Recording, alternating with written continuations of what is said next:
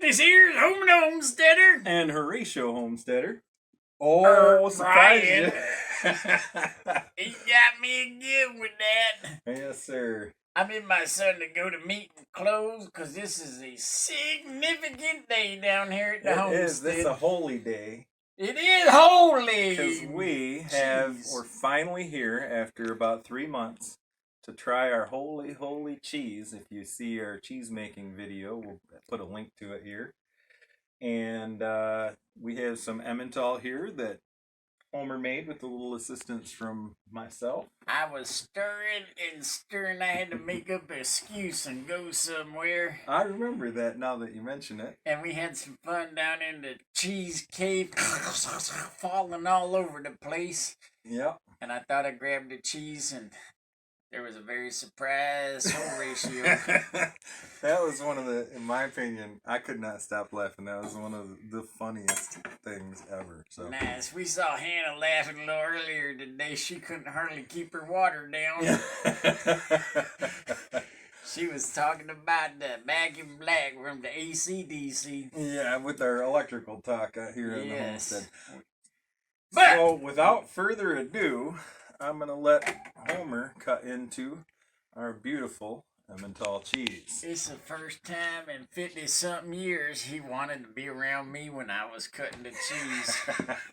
Last time he cut the cheese himself when we made one last year. Yes, sir. But this time I really get to cut it. Mm-hmm. He trusts me with the sharp objects, too, around him.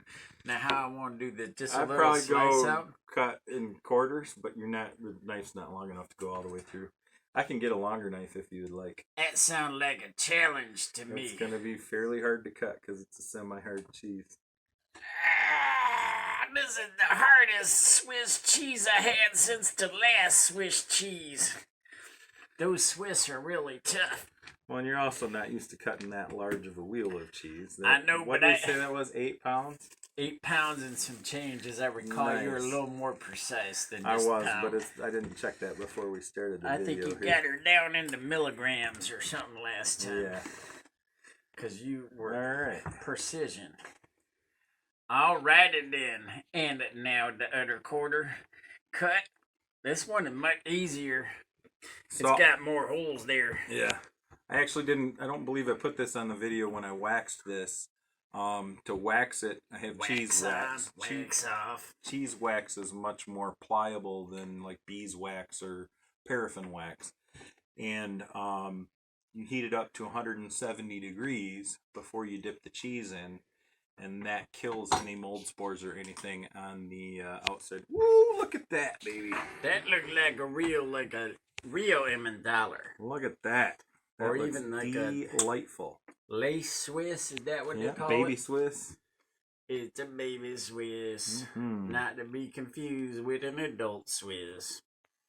Right. All right. So this is none of your your wax off of it. This is none of your beeswax. It's only cheese wax. Yes. I can. Look at that. He makes me save this stuff up for later. Can you tell me a little bit about that process of getting this ready for the next cheese? Yep. So all we do is, as you can see, it has a little bit of cheese on the wax. And we just rinse that off under cold water.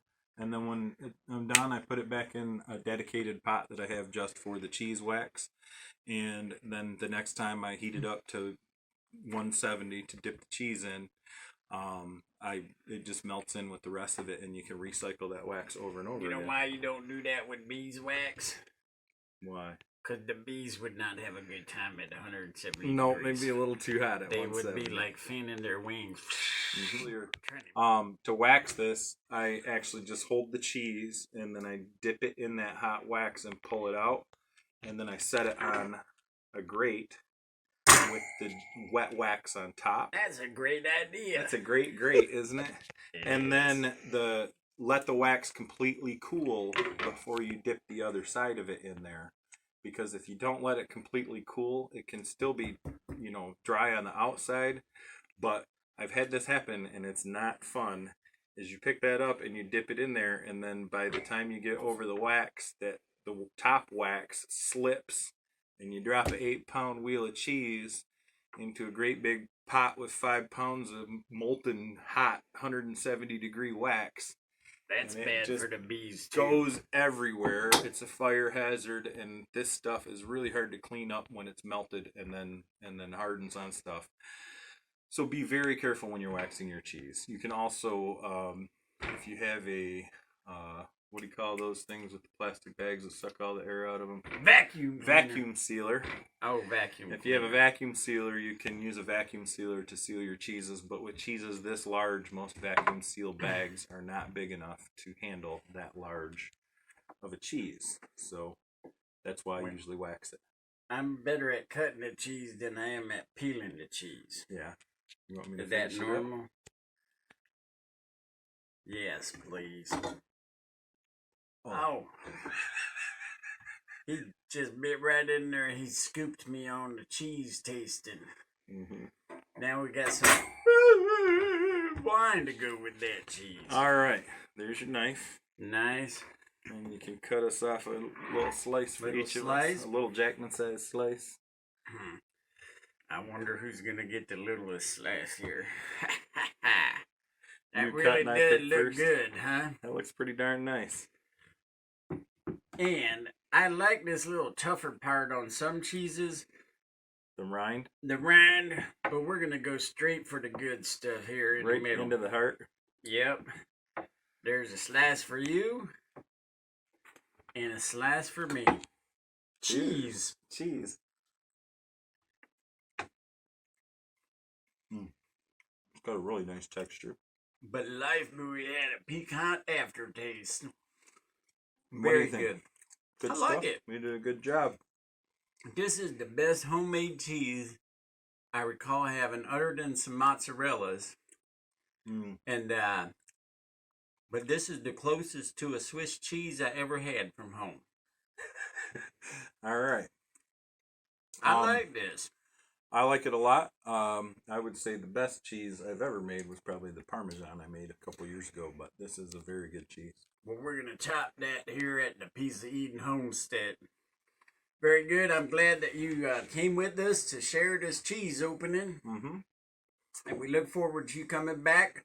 Look in the comments below. We'll post a link to the actual video for making that. Mm-hmm. And if it's a long video, if you don't watch the whole thing, at least watch the last, I'll say 7 minutes. Cause it's pretty watch hilarious. the first 7 minutes. Oh, and the last 7 minutes. Homer that's cracks where me up. Homer's at. So, anyway, thanks for joining us.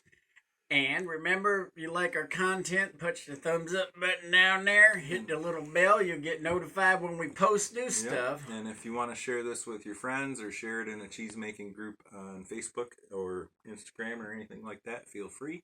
They may like our Antic Sand adventures, too. Mm-hmm. And thanks for coming in. We just thought you'd like an update on the property.